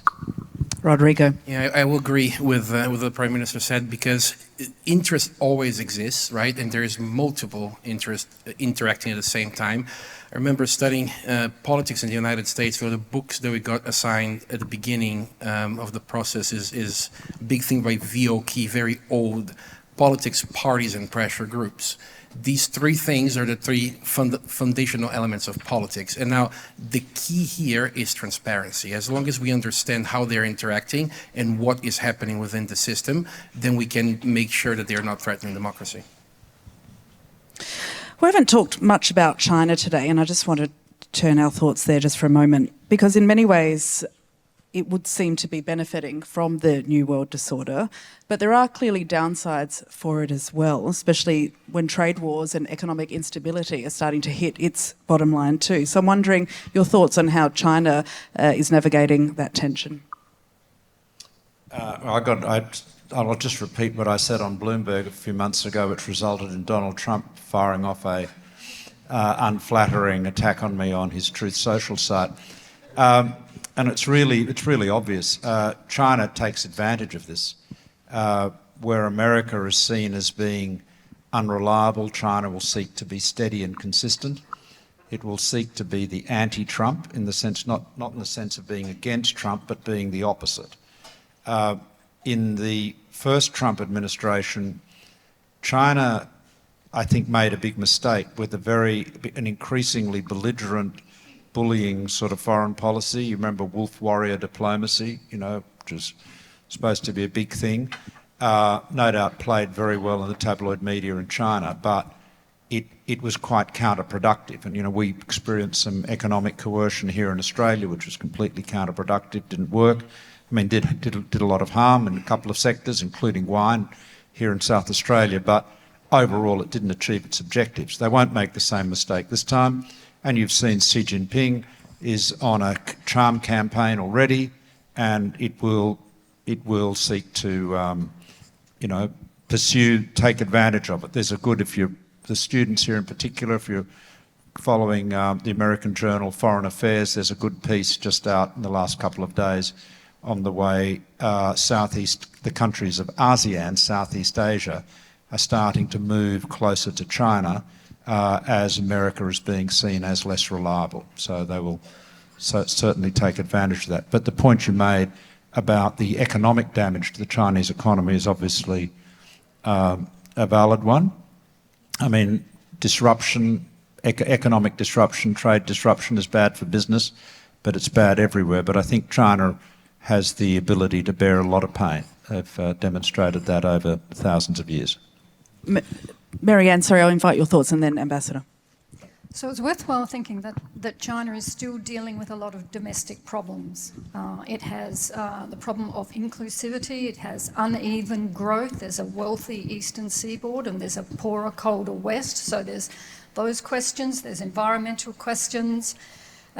There's questions of how it manages the implications of a one-child policy in terms of its demographics. Is it going to get older before it gets strong? So there's those kinds of questions on the one side of the ledger. But on the other side, we have seen China be very strategic. A Made in China program superseded by a Created in China program, made a lot of opportunities, optimised joint venture projects with mature industrial companies, forced them to relocate onshore in China, garner that expertise both in terms of the industry and the manufacturing, but also in terms of the enterprise management, organisational skills.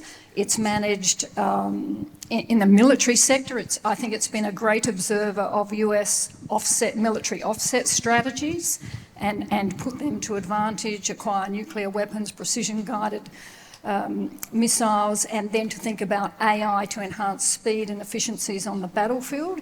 It's really thought about prosecuting a socio-cognitive warfare, and it's also managed the financial sector. It's managed the cryptocurrency threat. It's moved its miners offshore. They were demanding a lot of energy, but they also provided opportunity to move wealth outside of China. Now China's thinking about piloting its central bank digital currency, so it's very much thinking about the strength of its currency. I don't think it's prepared yet to take on the strength of the US dollar, and it would really appreciate the vulnerabilities of doing so, but it doesn't have the rule of law or the trust in the system to do so. But it's interesting to think that China, we shouldn't just think about it in terms of one lens here. Actually, Jeff, before I get your thoughts, there's a good follow-up question, works very nicely, talking about the Quad, and the Quad, to remind everybody, US, Australia, India and Japan. So given the changing world order, rise of China, as we've been discussing, increasing distrust with the US, what is the projected role of the Quad in maintaining Indo-Pacific peace and security? Well, I think the Quad will probably hold pretty steady because we do have shared interests in this region. And those haven't changed, notwithstanding change in Washington, D.C. and in its leadership. I think but that's because in this particular area, American objectives align with the traditional values of our allies in this region and the rules-based order. I think one of the broader concerns going beyond the Quad is that a lot of U.S. and its allies' strength was the fact that we were held together by a set of values and by rule of law. And that gave us a force multiplying effect that China couldn't match. Notwithstanding China's rise, it didn't have any real partners. I mean, it has hostages. I mean, it has countries that are beholden to it by either threat or debt, but it doesn't have friends in the world. To the extent that the U.S., though, is too quick to say, well, we're with you when we see it directly in our sole interest, but we're not with you otherwise, we start breaking down that advantage that we have, and it empowers China, and you see them using this in their rhetoric, which is, yeah, we told you, America, they're just like everybody else. They acted like they cared about human rights and they cared about this, and they cared about you. They don't really, they're just like everyone else. And the more he can make the rules-based order diminish in people's minds with that kind of cynical rhetoric, I think it empowers China. I think so that's the caution for America. The caution for China, I think, is that China has sort of coasted on the stability that was created by the liberal world order. And now, if you have a disordered world, their rise isn't as smooth. They've got to be responsible for calming waters all over the world, which they have never stepped up and taken responsibility for. So they've got, it's not just the economic factors. I think they've got a massive challenge in terms of what it means to be a world leader. Can I just add a footnote to the Quad? The Quad had actually got started quite some time ago, and then it fell into disuse under Kevin Rudd. I mean, Kevin says it wasn't his fault, but that certainly, by the time I was Prime Minister, it didn't really exist anymore. The challenge was India. India had essentially withdrawn from it. You've got to remember the United States, Australia, Japan, and the United States are treaty allies. So Japan, Australia, and the US have got very close shared values, very close agenda. India has got a long history of non-alignment. Doesn't believe in free trade. It wouldn't even sign up to RCEP, which is a very low ambition trade deal. You know, the permit Raj lives. They believe in protectionism. And so bringing India into the Quad, which started again during my time as PM, was important. But it is important, so that's good. It's a very important thing to do and to keep it going. But, you know, there is a little bit of same bed, different dreams with the Quad. You know, Japan, US and Australia have more or less the same dream. India has its own. So it's not aligned in the same way. And so when people say, oh, it's like a Asian NATO or something, it's absolutely wrong. It's nothing at all like that. We're coming towards the last 5, 6, 7 minutes of our conversation. I've got a great open question, and we've got some space experts on the panel, so I'm delighted to put this question to you. What are your thoughts on space sovereignty and the disruption of communications in future conflicts as a theatre of potential warfare, or just by bad actors? Big question. Rodrigo, I'm handing it straight to you. Yes, it's a great question, especially because we just concluded yesterday the Australian Space Cyber Forum here in Adelaide that the JBC co-founded and co-organizes now for 3 years. Yes, so we also published last year a book funded by a defense grant on space power that try to answer this very question. And so the issue, I think, is that the word sovereignty is sometimes a little bit charged. So we decided not to use that word in that study. And what we do is we talk about 2 dimensions, capacity and autonomy.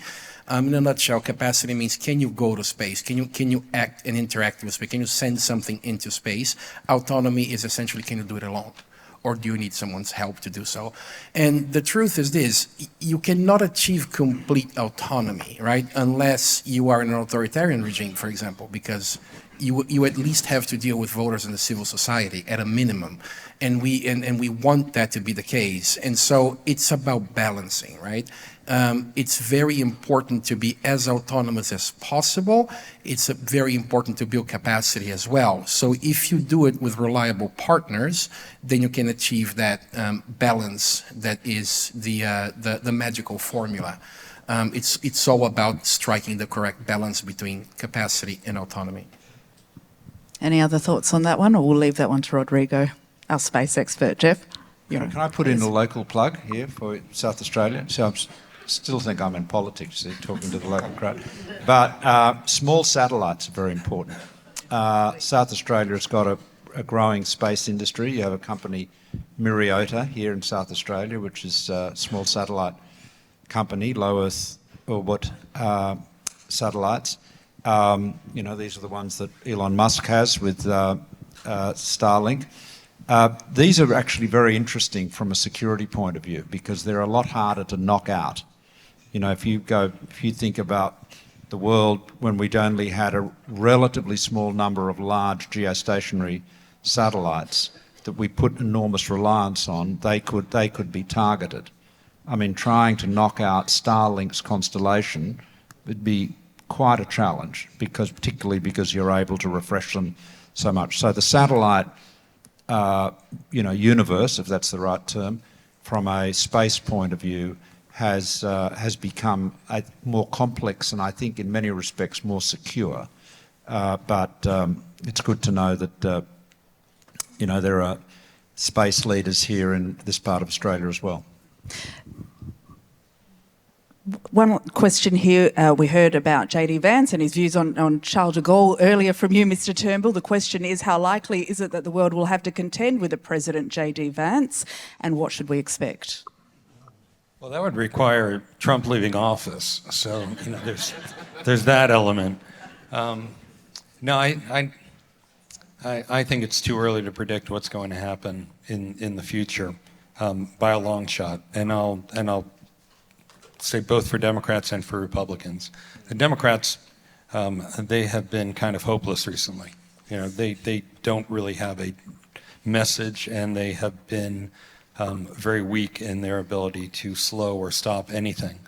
But we've been here before, and if you look at the 3 of the last 4 Democrats who were elected president, 3 of them were complete unknowns at this stage in the election cycle. Jimmy Carter, Bill Clinton, Barack Obama, no one had them on their radar screen. There will be a voice that emerges, and there will be challenges in the future for the Republican Party, and Democrats will either respond to it or not. But even within the Republican Party, J.D. Vance is really, he's supposed to be a hybrid between the tech-focused people who think democracy's been a bit messy because humans are doing it, and if you just put us in charge, we'll be able to make democracy work really well. And they're kind of there not because they think Donald Trump will fully succeed, because they think he will ultimately fail, and someone's going to have to come in and clean it up. And they think J.D. Vance can be their Trojan horse into a different kind of democracy. There's another populist group, which is sort of Steve Bannon's group, which is, help the working class solve people's problems, go back to the old way of life with some of the bad aspects of the old way of life, but it's not tech focused, and J.D. Vance would not be their candidate. So there'll be a fight within the Republican Party about J.D. Vance. Who else wants to offer a view on that, Rodrigo? Yes, and I think the other issue is that the one thing that we know about Donald Trump is that he has never kept people around him for too long, right? No one that started the first administration continued, or went to the second administration for all that matter. So J.D. Vance is quite close to him. He appears a lot. Some vice presidents are a bit more quiet than others. Some are more sort of front and center. J.D. Vance has been front and center so far. And again, I've been wrong before, but if you were to ask me, what do I think in 4 years? Is J.D. Vance going to be occupying that same close spot to Donald Trump and being his sort of like favorite son? I would be very surprised. Donald Trump fights with people very quickly, gets tired of them and replaces them. He can't replace a vice president easily, but it would surprise me to have him endorse him in 4 years' time. Look, he's got more chance. Like if there's 330 million Americans, he would have more chance of being the next president than any other individual at the moment. But still, the percentage would be low. We're going pretty close to time. I just want to wrap up and direct my question actually to Maryanne and Rodrigo and all the students here today. I'm going to indulge myself a little bit here and say that, I came of age in the 90s. I'm a 90s girl. It was my European studies textbook was Ever Closer Union. I was a liberal world order girl, just thinking everything was going, one way. And clearly, 25 years later, I feel incredibly naive and idealistic. So I'm wondering, for your students and your teaching and research, how are younger people, students, feeling about the new world disorder and the world we are occupying today? Well, I'm with you. I felt the same until we started collecting data and analyzing it properly. So we have unpublished research at this stage that is about to come out from the Jeff Bleich Center. One of our research fellows, Nick Bordelot, collected and is analyzing data on attitudes of young Australians towards democracy. And the answers that we have obtained at this stage are appalling. Essentially, about half of them think that democracy is the best form of government. You start talking about 1 in 3 supporting acts against democracy. So supporting governments mingling with elections, supporting governments suspending civil rights. So support towards non-democratic practices among young Australians, and also young Americans and young Canadians and young people in the United Kingdom is on the rise. This is very scary. It's something that we should do something about.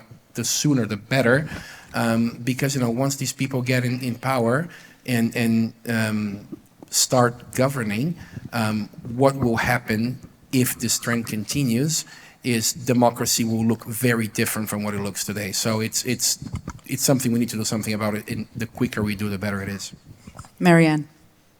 I might say something as both a researcher and a teaching academic. I work with a lot of third-year students. I teach Australian foreign policy, cybersecurity, AI and the future of democracy, and we work on negotiating emerging political challenges. And I have been in the privileged position of working with some really terrific young people. I know that there's often a critique of young people, but the people I see are enthusiastic about understanding more about how we preserve and how we sustain security and prosperity, how we understand more about technologies and the intersection of technology with climate change questions, and, for example, the energy uses of data centres, how we're going to manage those questions. But the people I see are really terrific critical analysts. They're enthusiastic, and they are very interested in understanding and developing capabilities and acquiring skills of not only understanding the information space and the knowledge and the disciplinary space, but in garnering skills where they can negotiate and where they can exercise influence in policy spaces. Mr. Turnbull and Ambassador, I might get you to reflect and perhaps a closing message for our students on the New World Disorder and preservation and strengthening of democracy. Well, participate. I mean, the critical thing with politics is to be an actor and to be, I don't mean like Ronald Reagan, I mean to actually get involved. You know, history's made by those that turn up.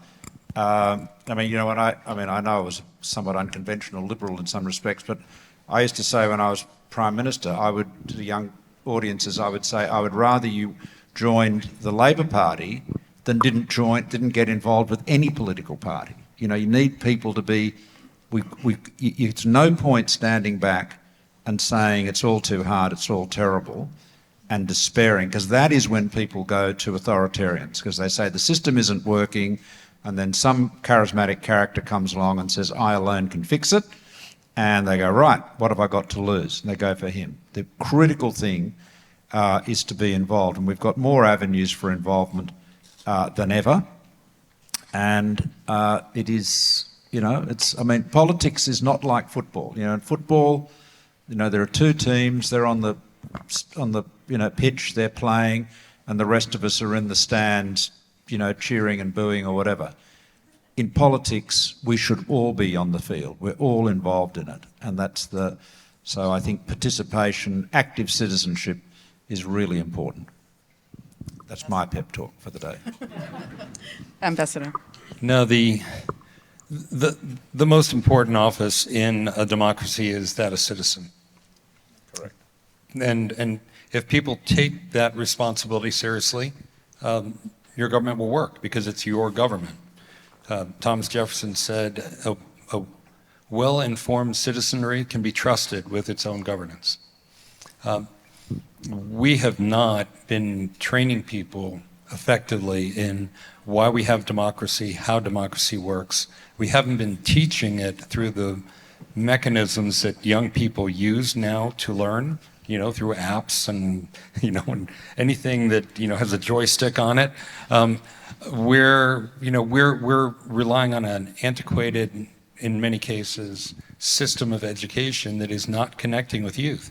And as a result, they don't see the value of democracy. They don't see the hazards of the alternatives. And often by the time you realize that you need it, it's too late, which is what happened 100 years ago. So we need to really focus on young people with two messages. One is that you have to get involved, you have to understand, you have to learn. It's not enough just to know how to get a job with computer skills. You've got to understand human beings, you've got to understand human history, and you have to understand why the systems that were put in place.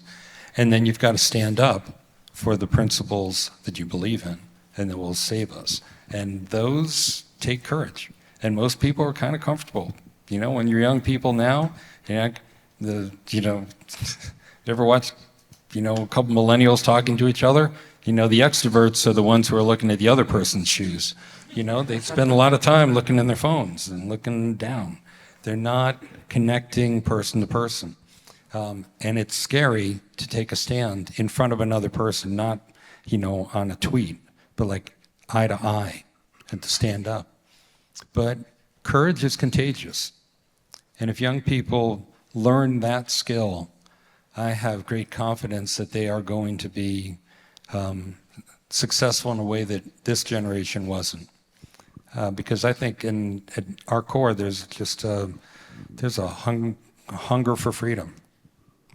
There's a reason why, you know, people run across the demilitarized zone and risk being blown up by a landmine, or why people stand in front of a tank, because the impulse for freedom is that great. We just need to show this next generation how, and then they've got to take up that mantle. We've run out of time and we have to leave it there. Please thank our panel.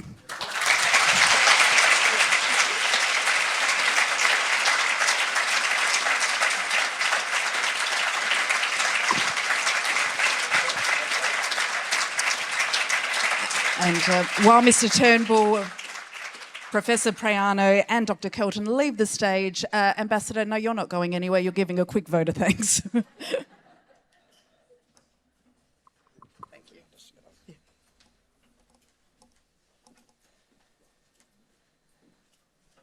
I hand it to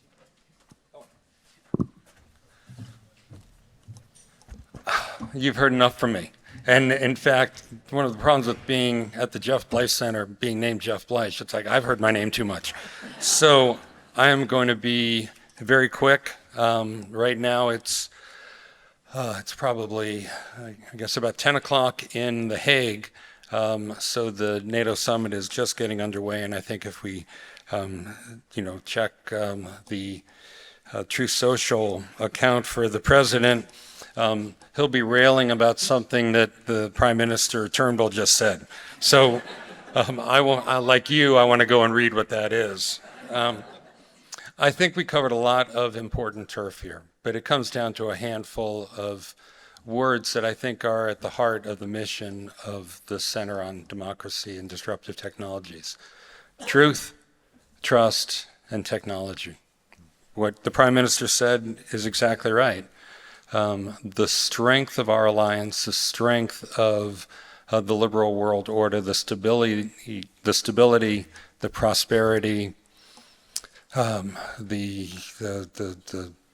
security that it produced over 80 years was based upon shared values, upon a common language. Even when we disagreed about policies, we have always disagreed about, we've always agreed about what the facts were.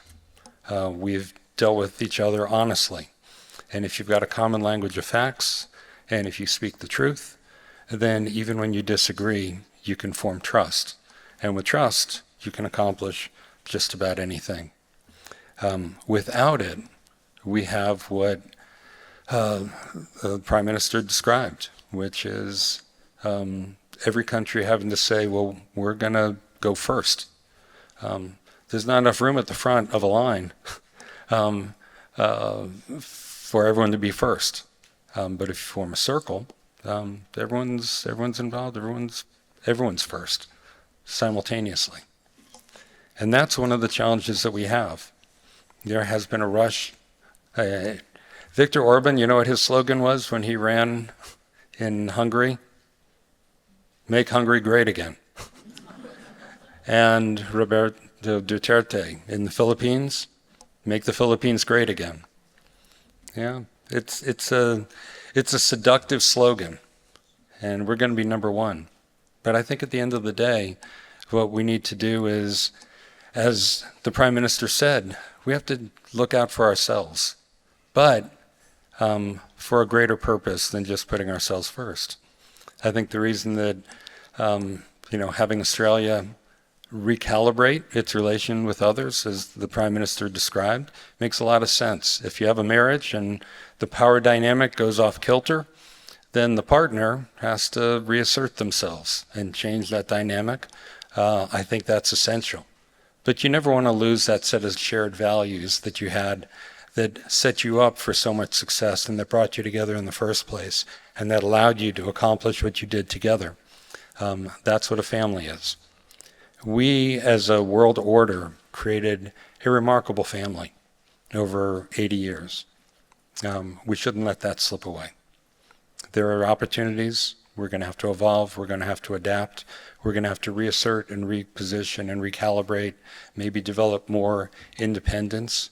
But at the end of the day, we should not be abandoning our family. And I thank the Prime Minister for his leadership in saying, no matter what the U.S. does, we're going to hold on to those values that we cherished and hope that the U.S. comes back. And I share that hope too. Thank you all for being here. Thank you, Daniela, for an extraordinary job moderating. Thank you again, Prime Minister.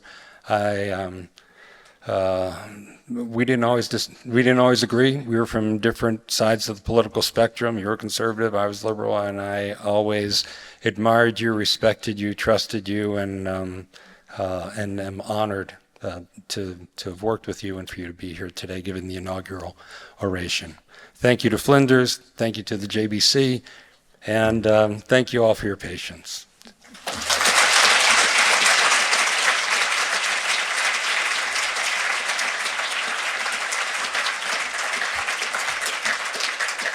Thank you so much, Ambassador. I'm literally going to close this in the next 30 seconds by once again keeping your applause going for the Honourable Malcolm Turnbull AC, former Prime Minister, Ambassador Bleich, Professor Colin Sterling, who we also heard from, Professor Praino and Dr. Maryanne Kelton. Please do check out the Jeff Bleich Centre website to learn more about the timely work that this incredible organisation is doing. Thank you for sharing your Wednesday afternoon talking politics. How wonderful. Have a great evening. Good night.